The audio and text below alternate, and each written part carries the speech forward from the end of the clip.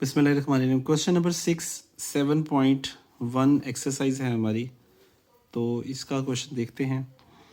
Mathematical induction हम कर रहे हैं और मैथमेटिकल इंडक्शन में ये करना होता है कि आपने लेट करना होता है कि ये सारी जो चीज़ है इसकी लेफ़्ट हैंड और राइट हैंड ट्रू है for n is equal to 1 पे। ये हमारा स्टेप 1 है और हमने पिछले क्वेश्चंस में ये देखा है कि सिर्फ n की जगह पे आपने 1 पुट करना है। यहाँ पे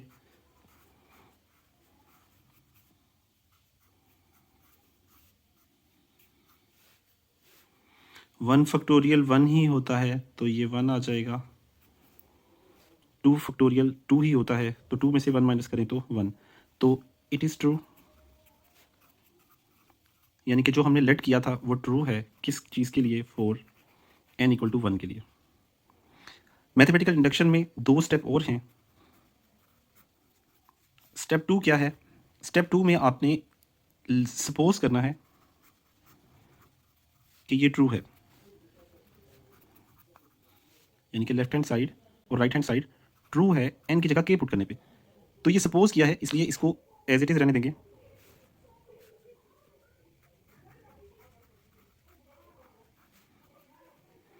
जहाँ जहाँ n है वहाँ वहाँ k पुट करेंगे तो हमारे पास कुछ ऐसी शक्ल आ जाएगी।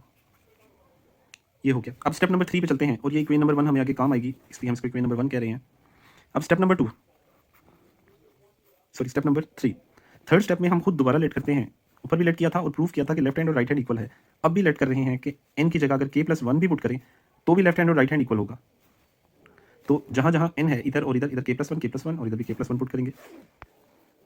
तो ये कर दिया कि n की जगह पे k प्लस 1, इस n की जगह पे भी k प्लस 1, यहाँ भी n की जगह पे k प्लस 1 कर दिया।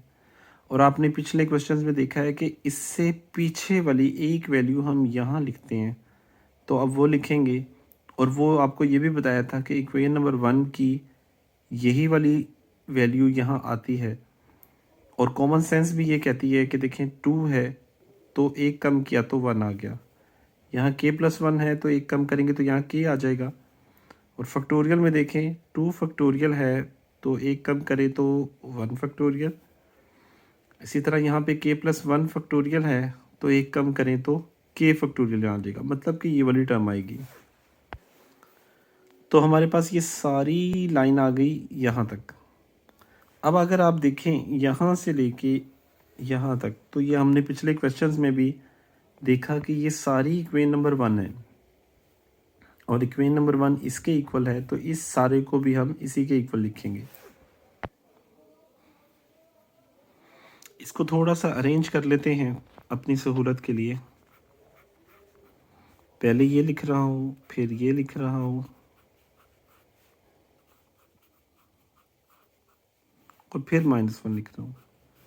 अब अगर आप देखें कि ये k प्लस 1 और ये k प्लस 1 ये सेम है, इस सारे की जगह पे 1 प्लस इसकी जगह 1 और ये k प्लस 1 आ जाएगा। अब यहाँ पे जब इसको सॉल्व करेंगे, अब ये बन गया k प्लस 1 का फैक्टोरियल और इसको अरेंज करेंगे तो k प्लस 2 और -1। अब यहाँ पे हमारी इक्वल वाली साइड अभी तक नहीं आई।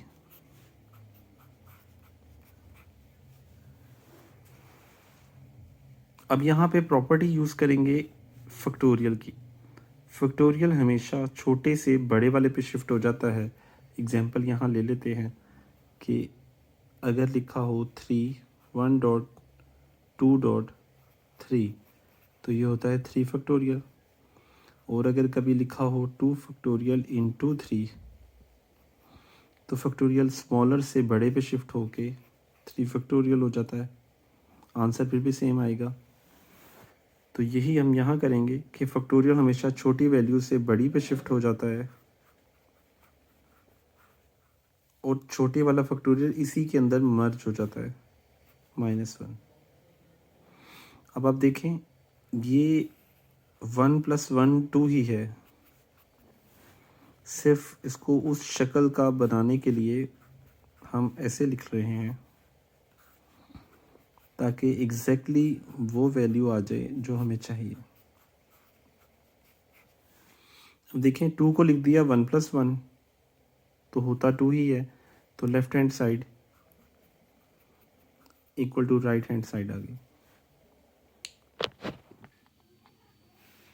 अब आगे क्या हुआ कि हमने लिख दिया कि ये ट्रू है n इक्वल टू k+1 के लिए, और फिर हम कह देंगे कि hence by mathematical induction formula is true for all n belongs to n। Mean कोई चीज़ समझ लें कि आगे और पीछे से चीज़ प्रूव हो जाए तो ओबियसली सेंटर वाली वैल्यूज़ भी प्रूव हो जाती हैं। तो ये लास्ट वाली k+1 और शुरू में देखें तो n केस 1 में ट्रू था, तो ये ओबियसली बीच वाला भी ट्रू है। हमने इसको जनरलाइज फॉर्म में करके कह दिया कि तमाम मैथमेटिकल इंडक्शन के लिए ये ट्रू है। अब जो अगला क्वेश्चन है वो बिल्कुल सेम है, क्वेश्चन नंबर 7 ये दिया हुआ है। तो हम देखें अगर हम इसको प्रूव करें n इक्वल टू 1 पे, तो जहाँ जहाँ n लिखा हुआ है वहाँ वहाँ 1 पुट करें तो ये केस नंबर 1 हो जाएगा। तो इसको एज इट इज़ छोड़ दिया है कि ये आप देख लें और आपको खुद ही समझ आ जाएगी। इसके बाद स्टेप नंबर 2 पे हम क्या करेंगे, suppose it is true for n is equal to k, तो जहाँ जहाँ n लिखा है वहाँ वहाँ हम k पुट कर देंगे। तो उसकी भी एक स्लाइड दिखा देते हैं, ये आप खुद ट्राई करें।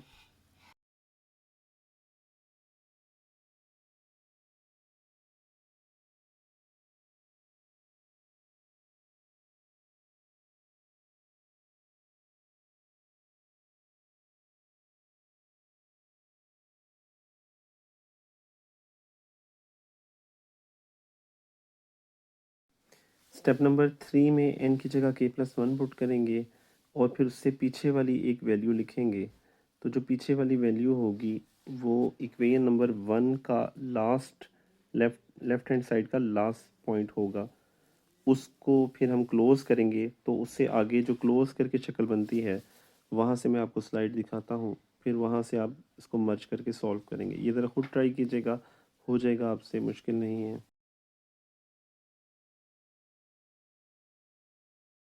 स्टेप नंबर 3 में जब हम क्लोज़ करते थे तो अब यहाँ पे कॉमन आ रहा है k+1 k+2, इसको कॉमन लिख कर यहाँ लिख दिया और बाकी हमारे पास 1/3 k+1 हो गया। एलसीएम लेने के पास k एलसीएम लिया यहाँ पे और हमारे पास k+3/3 आ गया। इसको जब हम पूरी फॉर्म में देखते हैं तो जो 3 है वो सबके नीचे आ जाएगा और k+2 को हम लास्ट स्टेप में k+1 लिख लेंगे। आखिर पे वही लाइन लिखेंगे जो हमेशा लिखते आए हैं, तो वो आप देख लें तो आपको समझ आ जाएगी। जो अगला क्वेश्चन है क्वेश्चन नंबर 8, उसका स्टेप नंबर 1 स्टेप नंबर 2 बिल्कुल इजी है, वो आप खुद ट्राई कीजिएगा। स्टेप नंबर 3 पे हम n की जगह k+1 पुट करते हैं, तो हमारे पास लास्ट पे ये वैल्यू आ गई है 2 की पावर k, और इससे पीछे सारी है जो इक्वेशन नंबर 1 बनती है जो अंडरलाइन की हुई है, इसको क्लोज करके हम 2k-1 लिख देंगे क्योंकि ये इक्वेशन नंबर 1 है। इन दोनों को ऐड करें 2 की पावर k, तो ये 2 टाइम ऑफ 2 की पावर k हो जाएगा। बेस सेम है, पावर ऐड हो जाएंगी, पावर ऐड होने से 2 की पावर k+1 बन जाएगी। तो हमें यही चाहिए था, और इसको नीचे लास्ट पे जो लाइंस हैं वो आप कॉपी कर लें, यही कॉपी बार बार लाइन चलेगी। अगला जो क्वेश्चन नंबर 9 जो है वो भी बिल्कुल सेम है। स्टेप 1 तो n की जगह 1 पुट करेंगे, लेट लिख लिया स्टेप 1 में n की जगह 1, तो left hand side equal to right hand side आ गई। स्टेप नंबर 2 में n की जगह हम k पुट करते हैं और पूरी इक्वेशन में जहाँ जहाँ n है वहाँ वहाँ k किया।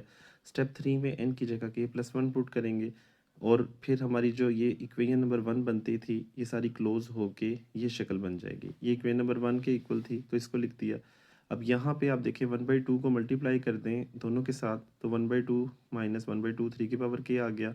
फिर कुछ कॉमन आता है 3 की पावर k, उसको कॉमन लिख कर 1/3 की पावर k बाहर लिख लिया, और बाकी जो हमारे पास बचता है उसको हम देखते हैं 1/2 माइनस 1/3, और जब एलसीएम लेंगे तो ये 3 माइनस 2 डिवाइड बाई 6 हो जाएगा।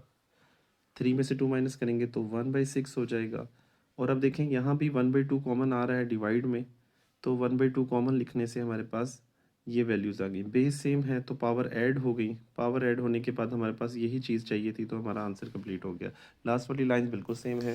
क्वेश्चन नंबर 10 भी सेम है। ये NC5 लिखा हुआ है, ये हमने पढ़ा हुआ है कि इस तरह से लिखा हो तो ये कम्बिनेशन का ही साइन है। पहला स्टेप ये हुआ करेगा कि n की जगह 1 पुट करेंगे, इधर भी n 1 पुट करने से हमारे पास 5c5 और 6c6 कैलकुलेटर पे 1 = 1 आ जाता है। अब इसको स्टेप नंबर 2 पे देखेंगे, हम प्रूफ करेंगे, मीन सपोज करेंगे, प्रूफ नहीं करेंगे यहाँ पे, सपोज करेंगे कि n की जगह k पुट करने से भी ये इक्वल है और वो इक्वल लिखेंगे।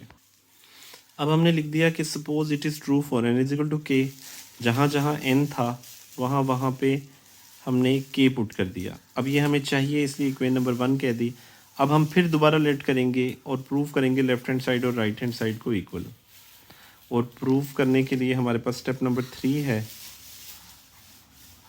स्टेप नंबर 3 हमें ये कहता है कि लेट कर लें कि n की जगह k+1 और पुट कर देंगे यहाँ भी k+1, यहाँ भी k+1, यानी कि n की जगह पे बेशक इधर कर लें, बेशक k की जगह k+1 कर दें। ये हमने k+1 पुट कर दिया और हमने जब भी ये लिखा है हमने इससे पीछे वाली एक वैल्यू यहाँ लिखी है और वो हम हमेशा इक्वेशन नंबर 1 का लेफ़्ट हैंड साइड लिखते हैं। तो अब इस सारे को पहले दोबारा लिख लेंगे। अब हमारे पास जो आखिरी वैल्यू थी इससे एक एक कम करते जाएं तो देखें 6 में से एक कम किया तो 5, इस तरह k+5 में से एक कम किया k+4, और अब हमेशा की तरह ये वाली सारी वैल्यू हमारी बन जाती है इक्वेशन नंबर 1। इस सारे की जगह हम ये इक्वेशन नंबर 1 लिखेंगे। अब यहाँ पे समझने वाली ये रिज़ल्ट है कि हमें NCN और NCN-1 का पता है कि ये इसके इक्वल होता है।